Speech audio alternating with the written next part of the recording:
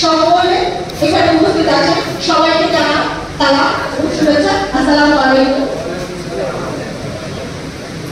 মৎস্য অধিদপ্তরের জাতীয় অর্থনীতিতে মৎস্য খাতের অবদান আমি এখানে তুলে ধরছি। মোট জিডিপিতে 2.53% আমাদের জিডিপিতে অবদান, কৃষি জিডিপিতে অবদান 22.26%, বৈদেশিক মুদ্রা অবদান 0.80% এবং প্রত্যক্ষ এবং পরোক্ষভাবে আমাদের কর্মসংস্থানের সাথে সংযুক্ত রয়েছে দেশের মোট জনসংখ্যার 12%।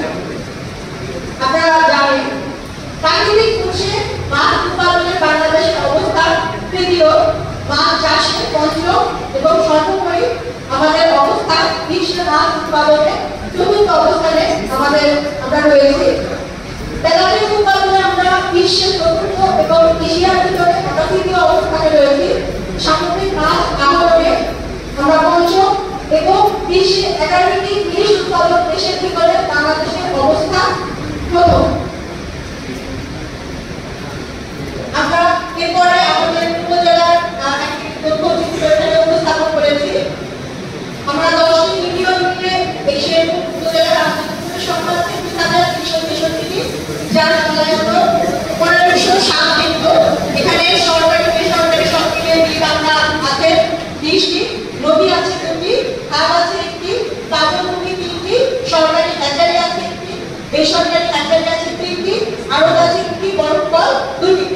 আমরা শেরপুর উপজেলার যদি উৎপাদন দেখতে যাই, সেক্ষেত্রে আমরা এখানে দেখতে পাচ্ছি আমাদের মোট মাছের উৎপাদন 10,977 মেট্রিক টন, মোট মাছের চাহিদা 8,212 মেট্রিক টন।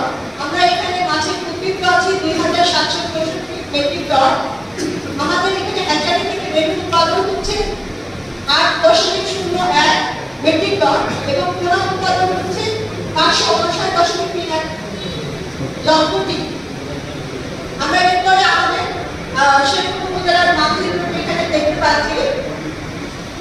এর পরবর্তীতে আমাদের আছে আমাদের মৎস্য অধিদপ্তরের সাংগঠনিক কাঠামো এখানে দেওয়া আছে। আমাদের দুই উপজেলাতে উপজেলা মৎস্য কর্মকর্তা মৎস্য কর্মকর্তা রয়েছে একজন, সহকারী মৎস্য কর্মকর্তা একজন, কেন্দ্রীয় সহকারী একজন, অফিস সহকারী কম্পিউটার অপারেটর একজন, অফিস সহায়ক একজন।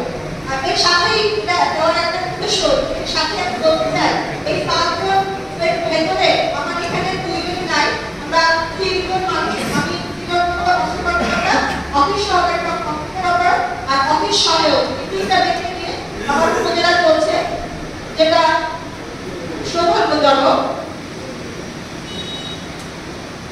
আমার এবারে আমি বলবো যে মৎস্য অধিদপ্তরের আমাদের যে মিশন এবং ভিশন, আমাদের লক্ষ্য এবং উদ্দেশ্য যেটা আছে, এটা হচ্ছে মৎস্য এবং মৎস্যজাত উৎস থেকে প্রাণীর প্রোটিনের চাহিদা পূরণ, দারিদ্র্য নির্মূল এবং আমাদের আর্থসামাজিক অবস্থার উন্নয়ন এবং রপ্তানি আয় বৃদ্ধি করা।